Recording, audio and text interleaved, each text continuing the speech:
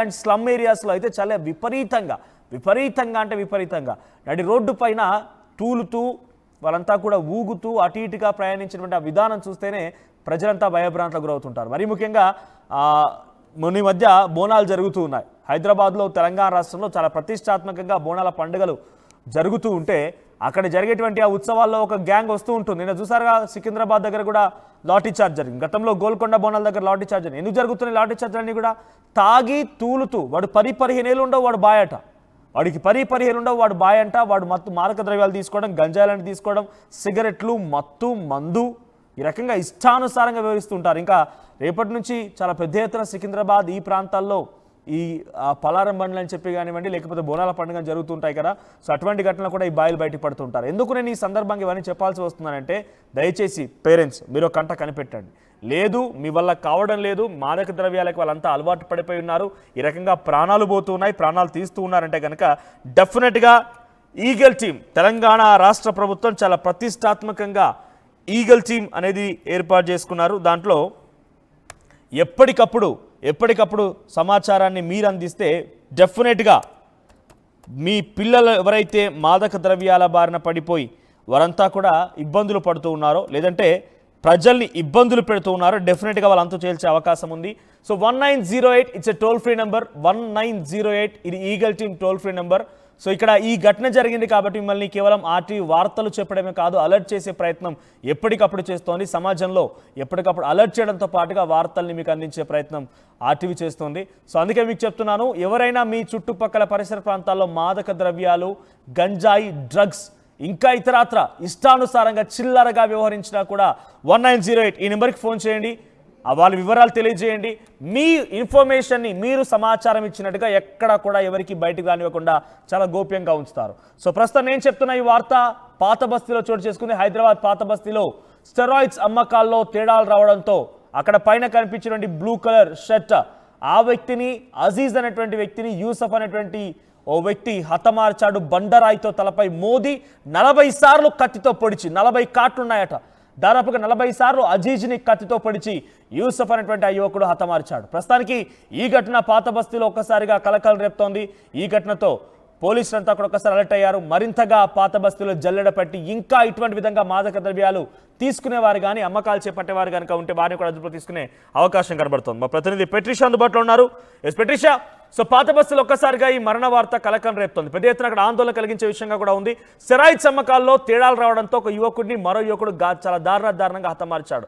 ఎంత పోలీసులు తీవ్రంగా ప్రయత్నం చేసినా, అటు ఈగల్ టీమ్స్ రంగంలో దిగినా, టీజీ న్యాబ్స్ రంగంలో దిగినా, ఎవరు ఎటువంటి ప్రయత్నం చేసినా కూడా ఈ మాదక ద్రవ్యాల అమ్మకాలని సేవించేటువంటి విధానాన్ని నిలుపలేకపోతున్నారు. సో ప్రస్తుతానికి పాత బస్తీలో ఈ ఘటన పైన అప్డేట్స్ ఏంటి?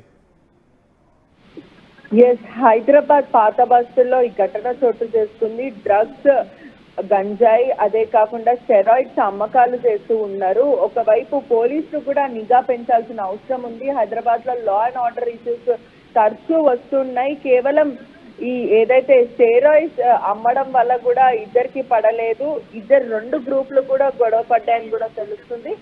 చాంద్రాయణగుట్ట పోలీస్ స్టేషన్ పరిధిలో ఈ ఘటన చోటు చేసుకుంది. ఆజాద్ అన్న వ్యక్తిని కూడా అతి దారుణంగా పొడిచి 40 సార్లు కూడా అతి దారుణంగా పొడిచి మరీ చంపారు. ఒకవైపు ఏదైతే జెప్టో ఉందో, జెప్టోకి సంబంధించిన ప్లేస్ కి రావాలంటూ కూడా ఆ వ్యక్తిని పిలవడం, దాని తర్వాత గోప్యంగా ఉన్న ప్లేస్ లో కూడా అతి దారుణంగా హత్య చేశాడని కూడా మొత్తం మీద అయితే తెలుస్తుంది. మొహమ్మద్ అబ్దుల్ అజిల్ అతర్ 24 సంవత్సరాల వ్యక్తి. అతను మరి మొహమ్మద్ యూసఫ్ అలియాస్ గుల్లు, వీళ్ళిద్దరు కూడా స్టెరాయిడ్స్ అమ్మడం, గంజాయి అమ్మడం, ఇదంతా కూడా మొహమ్మద్ అనే వ్యక్తి ఎవరైతే యూసఫ్ అని ఉన్నారో అతను అబ్దుల్ అజీజ్ కి అలవాటు చేయడం అయితే జరిగింది. వీళ్ళంతా కూడా ఒకటే ఏరియాలో ఉంటారు, బాబానగర్ లో నివసిస్తూ ఉంటారు. గత కొన్ని ఏళ్ల నుంచి కూడా వీళ్ళు ఫ్రెండ్స్.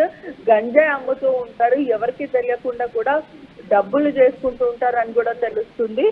గంజాయి అమ్ముతూ స్నేహితులు అయ్యారని కూడా తెలుస్తుంది. అదే కాకుండా అజర్ని ఇతను యూసఫ్ అనే వ్యక్తి కూడా అనేక సార్లు వేధింపులకి గురి చేశారు. శారీరకంగా మానసికంగా ఇబ్బంది పెట్టేవాడు, హింసించేవాడు. అదే కాకుండా నేను చెప్పింది మాత్రమే వినాలి, గంజాయి నేను చెప్పిన చోటనే అమ్మాలి, నీకు గంజాయిలో ఇంత డబ్బులే నేను ఇస్తాను, ఇంత పర్సెంటే ఇస్తాను, నువ్వు నా దగ్గరనే పని చేయాలి, ఎక్కడ కూడా పని చేయొద్దు అంటూ కూడా ఇలా బెదిరింపులకి గురి చేయడం. ఆ తర్వాత యూసఫ్ ఆసిఫ్ని ఎన్నో చాలి చంపాలనుకున్నాడు. వీళ్ళిద్దరికి కూడా విభేదాలు ఎప్పటి నుంచో ఉన్నాయి. అయితే ప్రీ ప్లాన్డ్ గా హత్య చేయాలనే ఒక ఉద్దేశంతో కూడా అతను ప్రీ ప్లాన్డ్ ఉండే.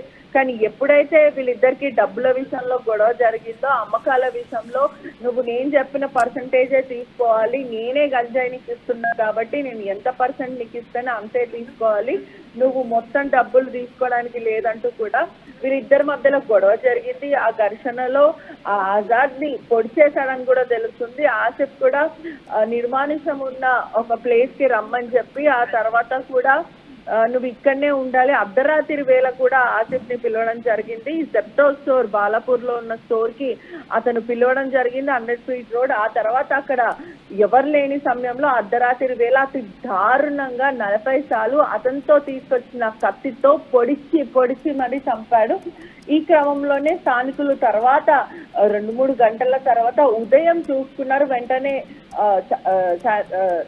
పోలీసులకి చెప్పడం జరిగింది. దాని తర్వాత వీళ్ళందరూ కూడా అతని మీద గాలింపు చర్యలు కొనసాగించారు. వెంటనే చదర్ఘట్ పోలీసులు కూడా అరెస్ట్ చేయడం జరిగింది. కానీ ఈ మధ్య కాలంలో కూడా ఈగల్ టీమ్ ఫామ్ అయింది. అదే కాకుండా నార్కోటిక్ పోలీసులు కూడా తమదైన స్టైల్లో కూడా డ్రగ్స్ ని అరికట్టాలి, తెలంగాణ రాష్ట్ర ప్రభుత్వం కూడా ఉక్కుపాదం మోపుతున్న పరిస్థితి ఉంది. కానీ అయినప్పటికీ కూడా హైదరాబాద్ లో తరచూ లా అండ్ ఆర్డర్ ఇష్యూస్ వస్తున్నాయి. ఇష్టానుసారంగా గంజాయి ఎక్కడ పడితే అక్కడ అమ్ముతున్నారు. డ్రగ్స్ కూడా ప్రతి పబ్స్ లో దొరుకుతుంది. ఎంత అరికట్టాలని ప్రయత్నించినప్పటికీ కూడా స్కూల్స్ లో, కాలేజ్ లో కూడా ఈ గంజాయి కల్చర్ అనేది కూడా వ్యాపిస్తున్న పరిస్థితి కనిపిస్తుంది. పోలీసులు కూడా ఖచ్చితంగా మరింత నిఘా పెట్టాలి, మరింత ఇటువంటి కన్స్యూమర్స్ ని, పెడ్లర్స్ ని కూడా అరికట్టాల్సిన అవసరం ఉంది.